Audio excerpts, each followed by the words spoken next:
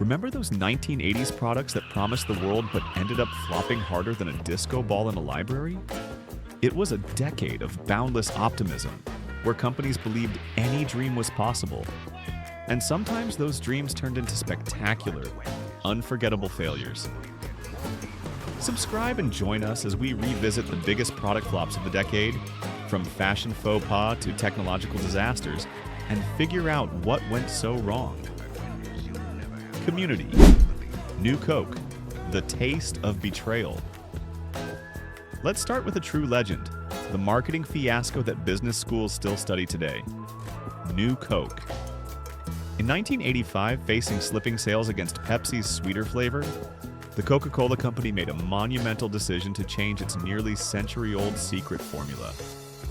They launched New Coke with immense confidence, backed by taste tests that showed people preferred the new, sweeter taste. But Coca-Cola had completely failed to research one crucial thing: emotion. They didn't understand that for millions of Americans, the original Coke wasn't just a soda, it was a memory, a piece of their identity. The public outcry was immediate and ferocious. People felt betrayed. Within a mere 79 days, the company waved the white flag and brought back the original, now triumphantly rebranded as Coca-Cola Classic. It was a masterclass in how not understanding your customers' hearts can lead to a disaster, no matter what the data says. The laser disc. The best tech doesn't always win. Imagine a movie format with a picture quality far superior to VHS, with crystal clear digital sound years before the DVD. That was the Laserdisc. These enormous record album-sized discs were the peak of home video technology in the 80s. So why did this cutting-edge technology lose the battle to the blurry, fuzzy VHS tape?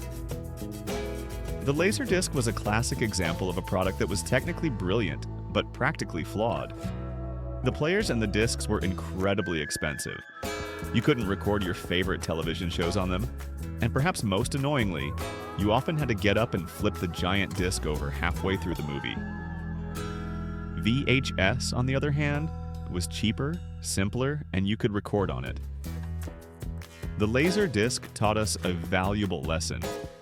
Sometimes good enough and convenient will beat technically superior every single time. The Sinclair C5, a vision too far ahead. In 1985, British inventor Sir Clive Sinclair launched what he believed was the future of personal transportation, the Sinclair C5. It was a futuristic-looking one-person electric vehicle that looked like something out of a science fiction movie. You sat in a reclined position, steering with a handlebar under your knees, and you could even pedal it like a tricycle if the battery ran out. The idea of a cheap electric vehicle was revolutionary, but this was a case of technology being far too ambitious and ahead of the market's readiness. The C5 was slow, had a very limited range, and offered zero protection from the weather. And let's be honest, driving it on actual roads alongside regular cars looked and felt incredibly dangerous. It was a commercial disaster. The Sinclair C5 was a brilliant dream of the future that unfortunately had to be driven on the cold, rainy roads of the present. Pepsi AM, the answer to a question nobody asked. Sometimes a product fails simply because nobody on Earth ever asked for it. In 1989, Pepsi decided that what the world really needed was a cola specifically for breakfast. Enter Pepsi AM. It boasted all the sugar and twice the caffeine of a regular Pepsi, and was supposedly formulated to compete with your morning cup of coffee. The marketing campaign suggested it was the perfect way to get your day going. But consumers were largely unconvinced. The idea of cracking open a cold, sugary soda at 7 in the morning just didn't sit right with most folks. This was a classic case of a company completely misunderstanding its customers' habits. The product vanished from shelves almost as quickly as it appeared. The Delorean, when hype and reality collide. Few cars are as iconic as the Delorean DMC-12, with its stainless steel body and those incredible gull-wing doors. It looked like the future. The hype surrounding its launch in 1981 was immense. But this is a story of how aggressive marketing and a beautiful dream can overshadow a deeply flawed reality. The car was criticized for being severely underpowered for its price.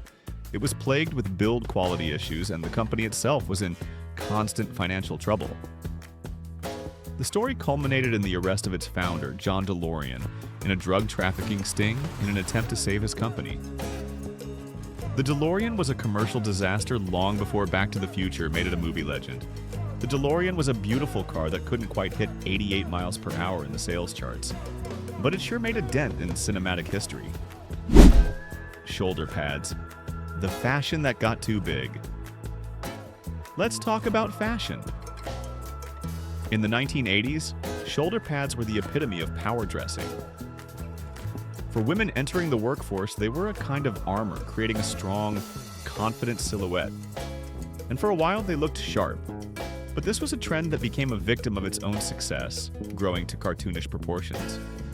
I remember my own mother having blazers where the shoulder pads felt like they had their own gravitational pull. They got bigger and bigger until women looked less like powerful executives and more like NFL linebackers. It was a fashion faux pas that perfectly illustrates how a good idea, when taken to the extreme, can become utterly ridiculous. Shoulder pads started as a power move and ended as a fire hazard. You had to squeeze through doorways. Leg warmers, the fad that defied logic. And then there were leg warmers. Inspired by dancers and popularized by movies like Fame and Flashdance, these knitted tubes became a must-have accessory for teenage girls everywhere. I remember begging my parents for a pair of hot pink ones. You'd wear them scrunched down over your jeans or your leggings. Why? That's a great question. They didn't really keep you warm.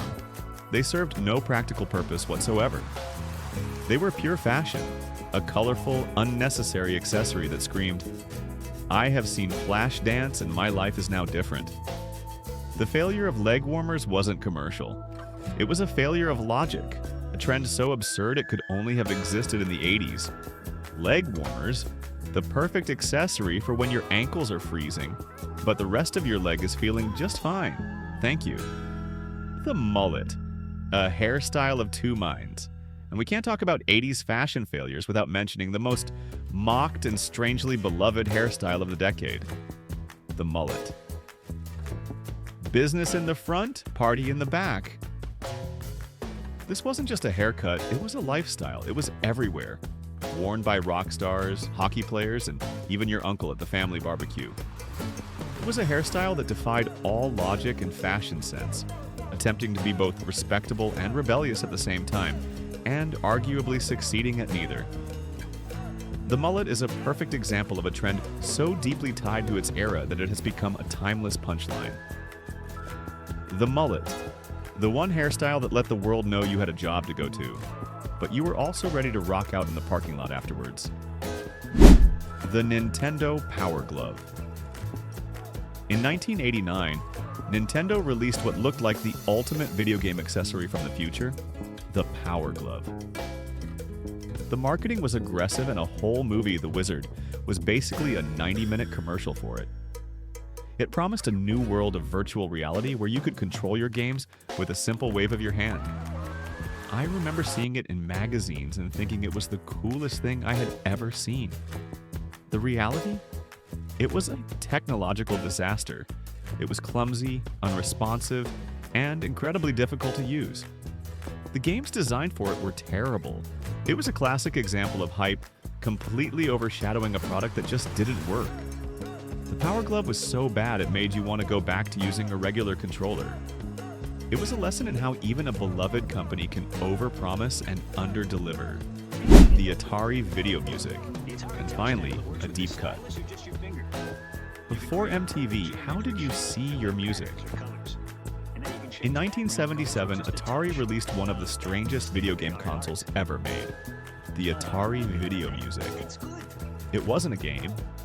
You would plug your home stereo into this bizarre wood-paneled machine, and it would generate abstract, colorful patterns on your television screen that pulsed and swirled in time with the music.